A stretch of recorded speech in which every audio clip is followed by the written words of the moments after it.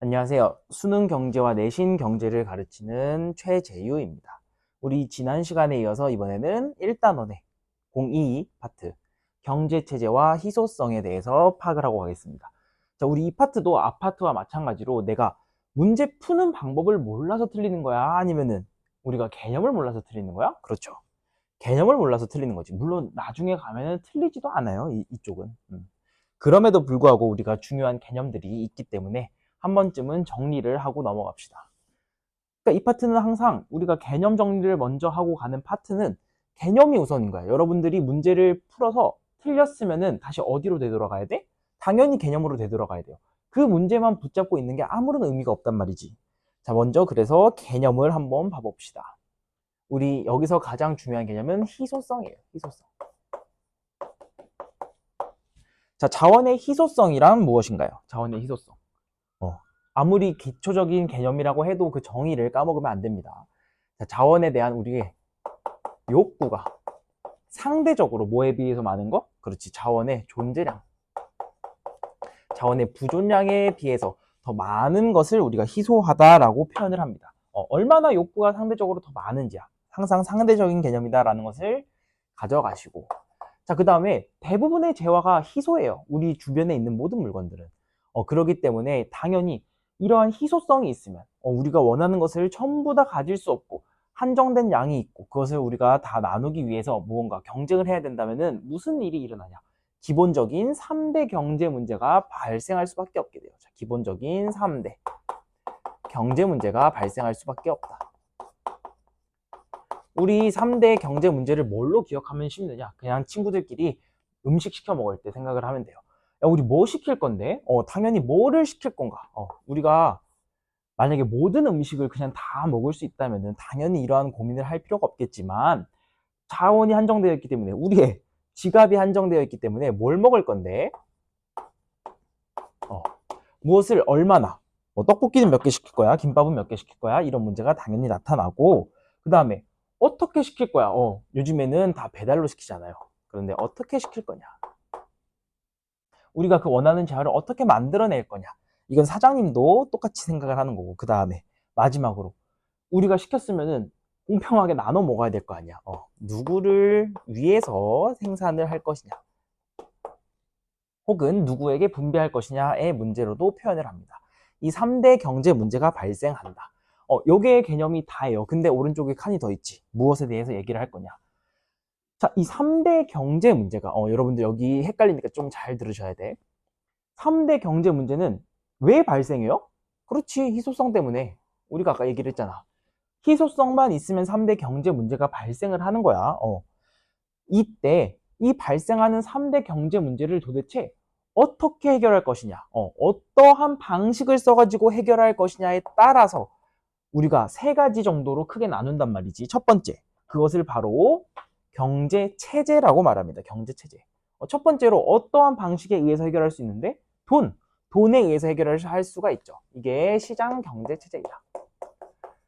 그냥 간단하게 가격기구라는 말을 쓰기도 하지만 우리는 그냥 시장 경제 체제라고 해봅시다.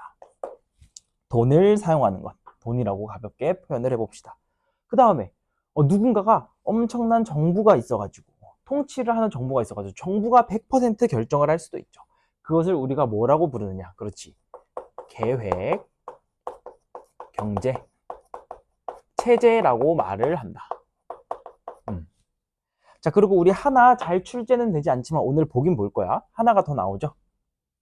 그렇지. 전통 경제 체제. 전통 경제 체제도 출제가 안 된다고 단정을 할 수가 없어요. 반드시 여러분들이 알아두어야 하는 개념 중에 하나이다 라는 것을 생각해 두길 바랍니다. 이렇게 세 가지 있는데 각각의 세 가지는 우리 애초에 다시 처음으로 돌아가서 왜 발생한 거야? 그렇지. 경제 문제가 발생했는데 이것을 어떻게 해결할 것인가의 차이라고 했잖아. 그쵸? 그렇기 때문에 여러분들이 주로 헷갈려 하는 거, 계획경제체제는 무조건 정부가 다 나눠주니까 경제 문제가 발생하지 않을 것 같아요. 항상 정해져 있는데, 전통 경제체제도 항상 해결 방법이 정해져 있는데, 그러면은 경제 문제는 발생하지 않는 것 아닌가요? 아니야. 경제 문제가 발생했기 때문에 순서가 뒤바뀐 거예요. 모든 경제체제에서는 반드시 3대 경제 문제가 반드시 발생한다는 것을 꼭 헷갈리지 않고 기억을 해두시길 바랍니다. 자, 그러면은 어떻게 해결할 것인가라며. 시장 경제 체제는 가격기구. 가격기구라는 말이 어려우면은 우리 그냥 돈으로 생각을 합시다. 돈으로 해결을 한다고. 사람들이 그냥 물건을 사고 팔아서 돈으로 해결을 한다. 계획경제체제는요, 아까 말했듯이 정부가 모든 것을 컨트롤한다. 정부가 모든 것을 컨트롤한다. 전통경제체제는요, 이름에서 알 수 있다시피 전통이다. 아니면 우리가 어떤 단어를 쓰느냐, 고유한 가치관이라는 단어를 쓰기도 한다. 고유한 가치관. 이런 것들에 의해서 해결을 한다. 그럼 각각의 특징이 당연히 있을 거 아니에요. 그리고 이 특징이 문제에서 출제가 잘 되고 그 특징을 잘 정리를 해 두어야만 합니다. 자, 시장 경제 체제의 특징은 뭐냐? 항상 강조하지만 우리 이 단원과 연결이 되어 있습니다. 효율성이에요, 효율성. 효율성이 가장 큰 특징입니다. 돈을 사용하면은 반드시 그 물건의 자원의 배분이 효율적일 수밖에 없어요. 나중에 문제를 하나 더 다룰 텐데, 그때 어떻게 하면 시장 경제 체제가 효율적으로 만들어가는지, 이 사회를, 그거에 대해서 탐구하는 그런 문제가 있을 겁니다. 이 단원에서 우리가 다루게 될 거예요. 그래서 효율성을 가장 큰 특징으로 갖고, 자, 그 대신 당연히 문제도 있겠죠. 형평성이 조금 떨어진다. 왜냐? 효율성이라는 것은 형평성을 생각한, 고려한 개념이 아니기 때문에 그래요. 그렇기 때문에 형평성은 좀 떨어지고 효율성이 올라가는 것이 특징이다. 그렇죠? 자, 그럼 반대로 계획경제체제는 어떻게 써? 여기서 좀 주의하셔야 돼요. 우리는 지금 평가원의 문제를 푸는 거잖아. 자, 평가원은 계획경제체제가 한 번도 뭐 형평성, 효율성이 떨어지고 그리고 형평성이 높다라는 것을 직접적인 정답 선지로 체크하지 않았단 말이야. 왜? 반대되는 거 아닌가요? 그냥 반대된다고 생각을 해도 문제 푸는데 크게 오류는 없지만 우리는 좀 더 정제된 개념을 가져가야 된단 말이야. 자, 계획경제체제는 정부가 모든 것을 결정할 뿐이에요.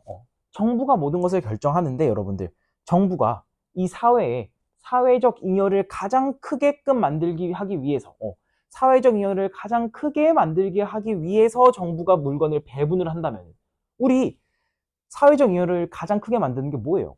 뭐랑 똑같아? 효율성이랑 똑같잖아. 정부는 그런 행동을 하면 안 됩니까? 시장의 효율성을 개선시키면 안 되는 게 정부예요? 우리는 그렇지 않잖아.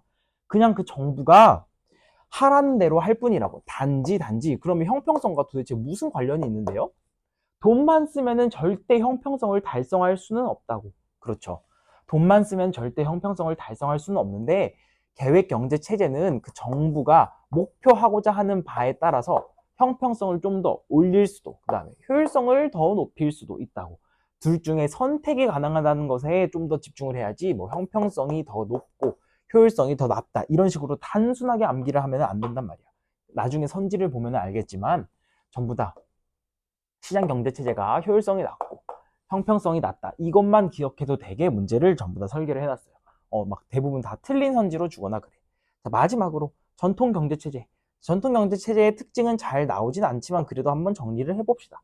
전통 경제 체제는 우리들이 늘 지켜오던 그러한 전통이 있기 때문에 안정성이 높습니다. 안전성, 안정성. 안정적이다라는 거죠. 안정성이 높다. 그리고 뭐 어떠한 일이 발생해도 뭐 외부에서 새롭게 일어나는 일들에 어떠한 일이 새롭게 발생했을 때 우리가 잘 대처를 할 수 있을까? 그런 능력은 좀 떨어지죠. 대처는 좀 덜 된다. 이 정도만 가볍게 짚고 넘어가시면 됩니다. 정리를 하고 우리 이제 바로 문제풀이로 들어갑시다. 앞에 있는 내용들을 이러한 개념들을 한 번씩 정리하고 가는 게 이쪽 파트에서는 도움이 됩니다. 자, 봅시다. 9번.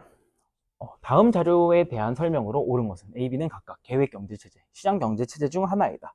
이 문제는 어떻게 푸느냐? 그냥 A에 해당하는 게 계획인지 A에 해당하는 게 시장인지 그것만 밝혀내면 되고 여러분은 항상 키워드만 짚어내시면 돼.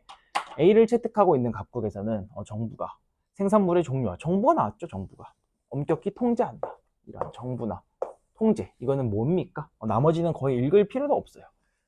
그렇지. 이거는 계획경제체제이다. 그럼 자연스럽게 B는 뭐가 될까? 그렇죠. 시장경제체제가 되겠지. 한번 확인을 해봅시다. 개인과 기업의 자유로운 선택, 자율성이 보장되는 것은 시장경제체제의 특징이죠. 여기 나왔네. 시장가격기구. 이게 뭐야? 돈이죠, 돈.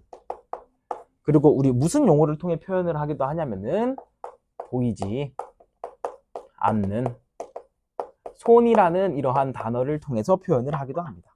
그러면은 그냥 우리 계획경제체제인지 시장경제체제인지만 확 체크를 하시면 됩니다. 자, 1번 나왔지. A에서는 희소성에 따른 경제 문제가 발생하지 않아요? 아니야. 무조건 다 발생하는 거야. 무조건 발생합니다. B에서는 자유로운 경쟁을 통한 이윤 추구가 보장이 됩니까? 자유로운 경쟁을 통한. 여기 나왔네. 자유로운 선택을 통한 이윤 추구가 보장이 되죠. 그러니까 B가 정답이 되겠습니다. 2번이.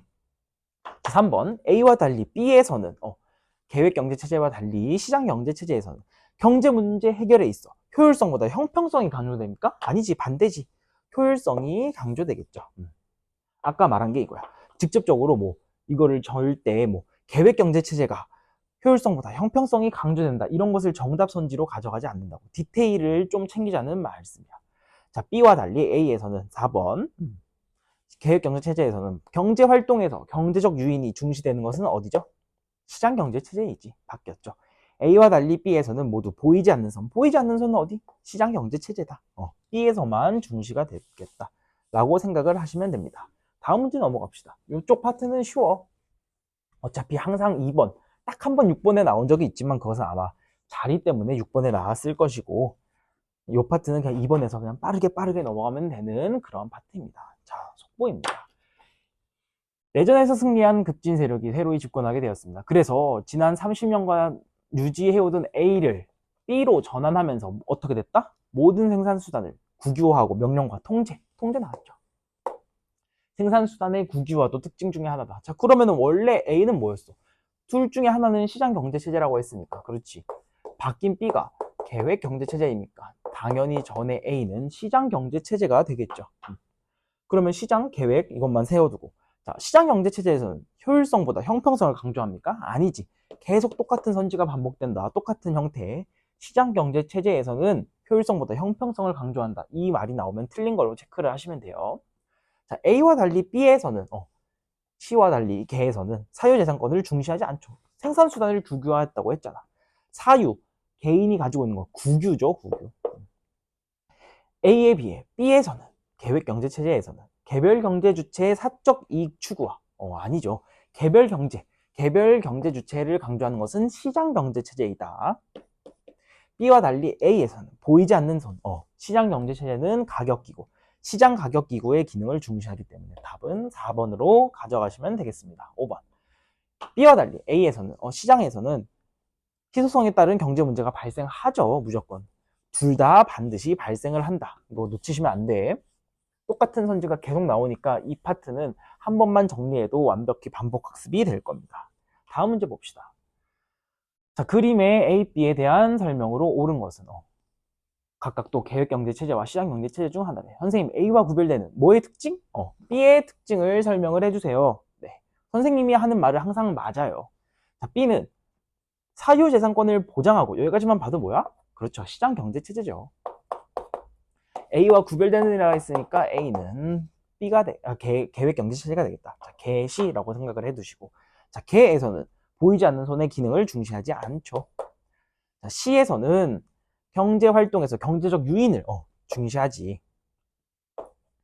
3번 B에서는 C에서는 경제문제 해결에 있어 효율성보다, 또 나왔죠, 형평성을 강조한다. 단골 선지네.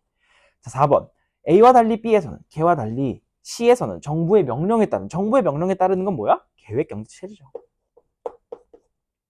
5번 B와 달리 A에서는 개에서는 희소성에 따른 경제 문제가 달리가 아니야, 둘 다라니까.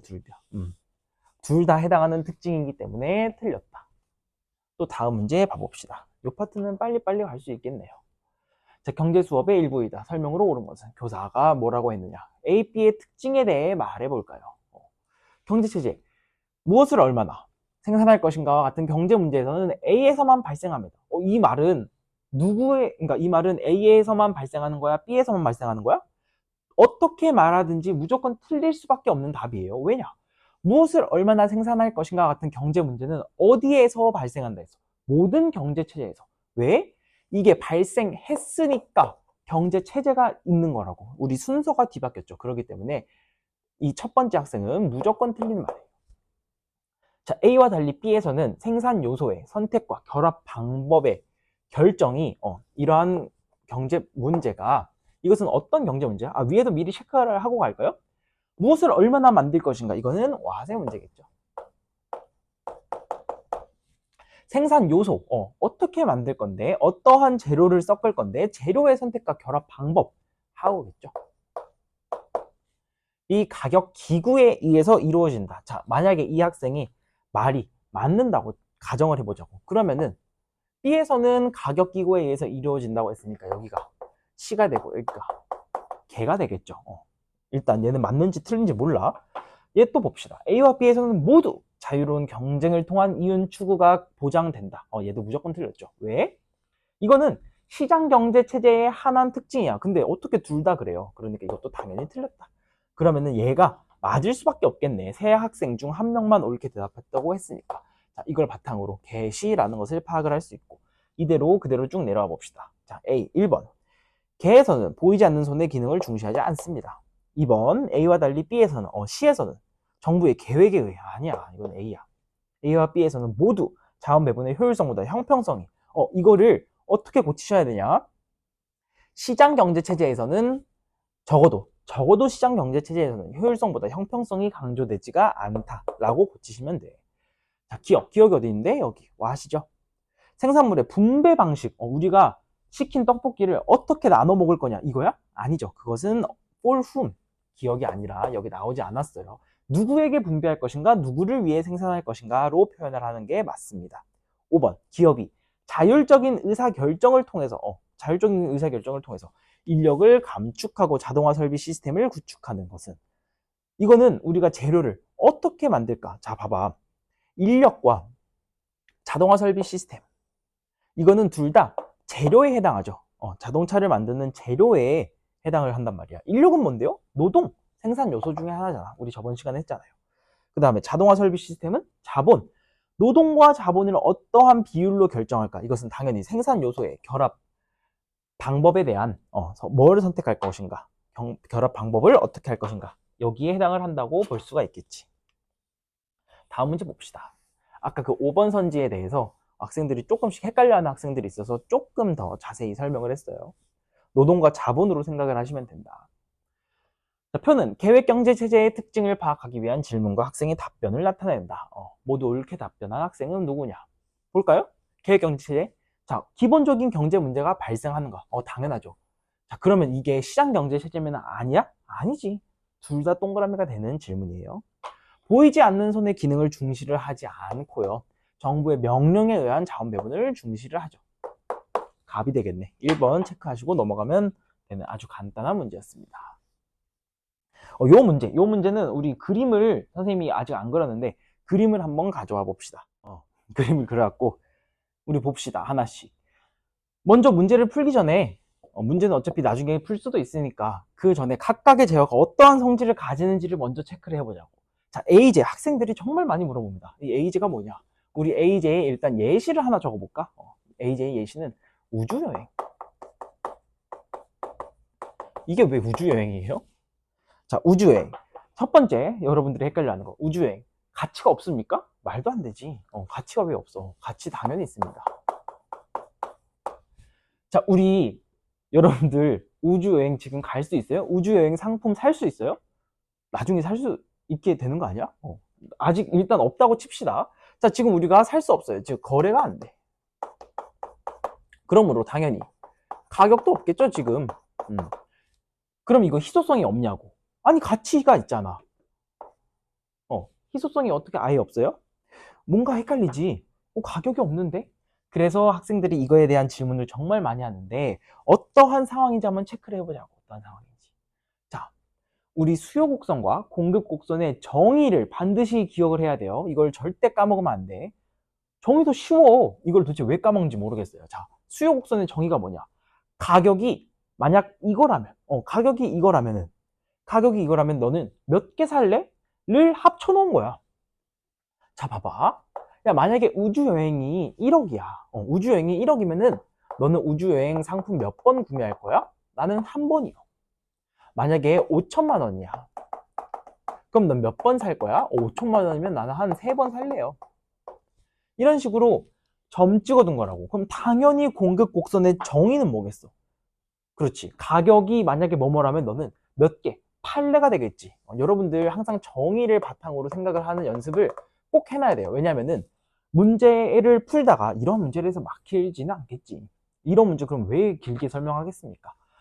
문제를 풀다가 항상 모르는 게 생기면은 항상 백투 베이직, 기본으로 돌아가셔야 돼. 정의로 돌아가셔야 돼. 데피니션으로 돌아가고 항상 베이직으로 돌아가야 됩니다. 그래야지 내가 항상 고난도 문제를 막히지 않고 꾸역꾸역 풀어낼 수 있는 그러한 능력이 생긴단 말이야. 그 마인드도 나중에 여러분들한테 계속 전달을 할 겁니다. 다시 돌아와서. 자, 그러면 공급자는 무슨 얘기냐?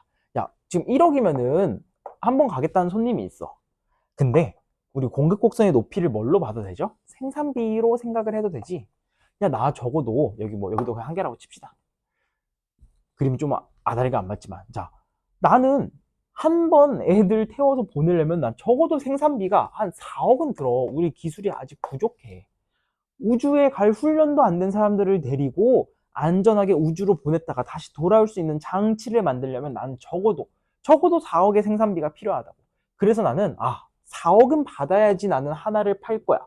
만약에 3번 간다고 하면은 야, 그러면 그걸 3대나 만들어야 돼? 나 그러면 한 20억은 들어. 이러한 상태란 말이지.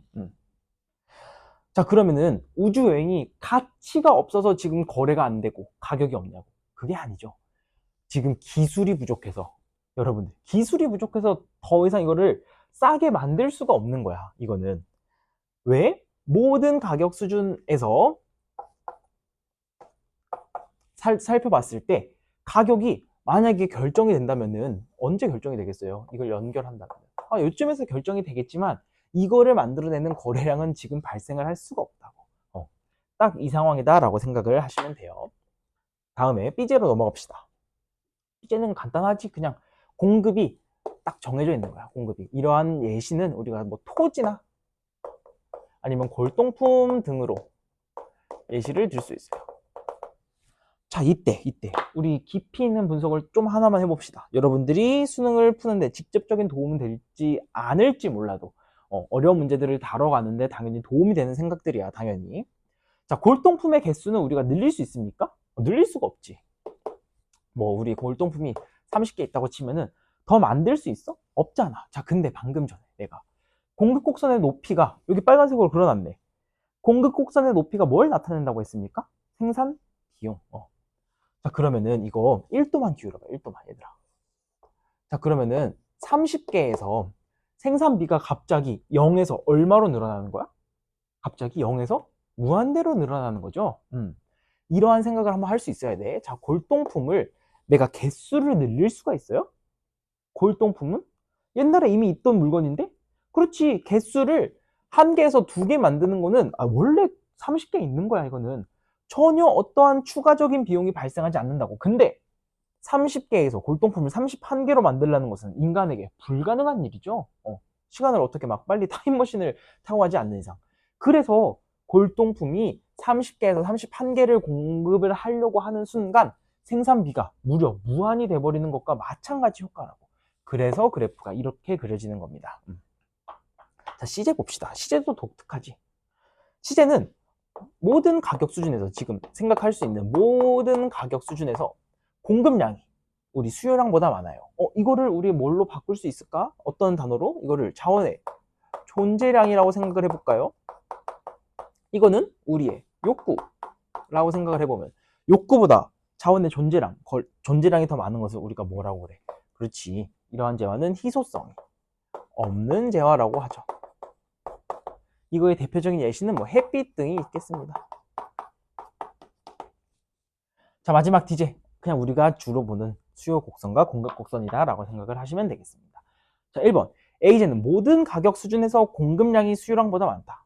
자, 그러면 항상 공급량이 더 커야 되는데 여기는 수요량이 더 많은데요? 공급량은 마이너스고 수요량이 더 많은데요? 아니죠.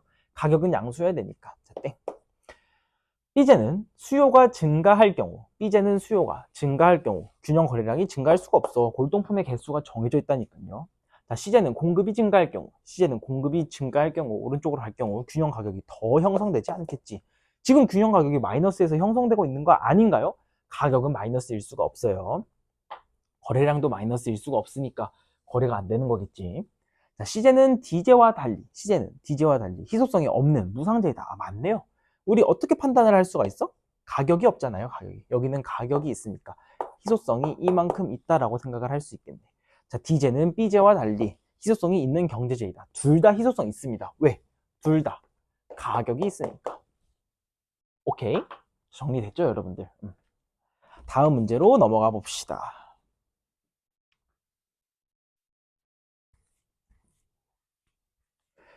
앞에 있는 이러한 문제들을 푸는 게 오래 걸릴 수도 있어. 아니, 그냥 이거 답만 체크하고 넘어가면 되는 거 아닌가요? 라고 생각을 할 수도 있지만, 여러분들이 이거를 하나하나 다 살펴보는 과정에서 혹여나 틀린 문제가 있을 때 그거에 대해서 다 알아야 되는 거 아니야. 그럴 때 도움이 된다라고 생각을 하시면 되겠습니다. 자, 15번 봅시다. 전통, 계획, 시장, 셋 다 나왔네. 오늘 볼 거라고 했죠. 하나씩 발표해 봅시다. 자, 관습, 종교 및 고유한 가치관이라는 단어가 나왔네요. 뭐에 해당하지? 전통 경제 체제. 나에서는 정부의 명령과 뭐에? 통제에 의해서. 이거는 뭐야? 계획 경제 체제. 사유재산권과 이윤 추구 활동의 보장이 특징이래요. 이거는 시장 경제 체제. 세 사람 모두 정확하게 발표했습니다. 똑똑하네요. 자, 1번. 가에서는 정부 개입에 의해서만 효율적인 자원 배분이 이루어진다. 이거는 뭐 아예 해당이 되지 않는 말이에요. 정부 개입에 의해서만 효율적인 자원 배분이 일어나는 경우는 뭐야? 시장 실패 상황이죠. 그렇지. 전통 경제 체제가 아니라 시장 실패예요. 시장 실패가 발생했을 때는 정부 개입이 있어야만 효율적인 자원 배분이 이루어진다. 우리 수능 경제에서는 그냥 그렇게 처리를 해도 됩니다. 실제 경제학에서는 그렇지 않을 수도 있어요. 놀랍게도. 호주의 정리 같은 경우가 그렇지. 나중에 여러분들 경제학과에 가면은 그때 공부해보세요. 아주 재밌습니다. 자, 2번. 나에서는 계획경제체제에서는 누구를 위해 생산할 것인가의 문제가 발생하죠. 정말 화나는 선지예요. 3번 다. 다에서는 시장가격기구에 의한 경제 문제 해결이 중시가 되네요. 3번 답. 4번 가에서는 다에 비해 전통경제체제에서는 시장경제체제에 비해 경제적 요인이 강조되는 것은 오히려 시장경제체제의 특징이고, 개인의 자율성이 높은 것은 또 어디에? 나에서 더 높습니까? 아니지. 차라리 다에서 높겠죠. 낮다라고 고치시면 되겠다. 그래서 답은 3번 가져가시면 됩니다. 버섯 문제 봅시다. 버섯 문제 요즘엔 나오지 않아요. 나오지 않는데 아주 기본적이고 그냥 여러분들 학습하기 좋으니까 한번 다뤄보자 하고 가져왔습니다. 자, 이러한 문제 읽을 때 그냥 할 수 있는 게 있어요. 첫 번째, 이러한 문제는 항상 희소성과 희귀성의 비교를 물어보는 거기 때문에 각각 희소성이 어떻게 결정되는데, 그 다음에 희귀성은 어떻게 결정되는 개념인데를 파악을 하시면 된다고. 어떤 문제를 풀 때 여러분들 결정 요인이 중요해요. 그 결정 요인이 어디서 나오냐? 반드시 정의에서 나옵니다. 희소성. 희소성의 정의는 뭐지? 욕구가 자원에 비해서 더 높은 거. 그래서 이것과 완벽히 결부된, 완벽히 연결이 되어 있는 개념은 뭐냐? 가격이에요, 가격. 가격이 희소성이 가격을 결정한다라고 생각을 하시면 됩니다. 희귀성은요? 희귀성은 그 정의 자체가 이게 얼마나 존재하느냐요. 그래서 이것은 존재량과 완전히 관련이 있는 개념이다라고 생각을 하시면 되고, 방향만 가격이 높으면 희소성도 높습니다. 희귀성이 높으면 존재량도 많아? 그렇지 않지. 한국어예요, 한국어. 존재량이 떨어집니다. 이런 결정 요인을 이용할 풀이를 가끔씩 보여드릴 건데, 이게 고난도 문제를 푸는데 굉장히 도움이 되는 그러한 습관 중에 하나입니다. 고난도 문제는 여러 가지 자료를 주고 그 중에서 내가 골라내야 될 정보만 쏙쏙 뽑아서 단서를 체크를 해야 되는데, 그때 이러한 풀이 방법이 도움이 돼요. 나중에 보여줄게요. 자, A버섯은 사람들이 식용으로 애용하는 버섯 중 하나이다. 농장에서 대량 생산이 용이하다의 밑줄을 그어봅시다. 대량 생산. 희귀합니까? A버섯은? A버섯 희귀하지 않죠. 라고 적어둘게. 가격이 저렴하대요. 그러면 희소성도 어떡하는가? 소도 낮다는 거지. B버섯은 식이섬유가 풍부하고 막 좋아요. 흙 속에 다이아몬드라 불릴 정도로 채집하기가 힘들대. 어떻대? 희귀성이 높대. 매우 높은 가격에 희소성도 높대. 자, 기억은 니은에 비해 희귀성이 작고요. 기억은 니은과 둘 다 경제적 가치가 있습니다. 가격이 쌀 뿐이지 가격은 있잖아. 니은은 기억에 비해 공급이 적고요. 니은은 기억에 비해 희소성이 큽니다. 뭘 보고 판단했지? 가격. 기억은 무상재. 가격 있어요. 이거 훔치면 범죄입니다. 둘 다 경제재해에 해당한다. 오케이. 여기서 마치고 우리 다음 단원으로 만나 뵙겠습니다. 고생하셨어요.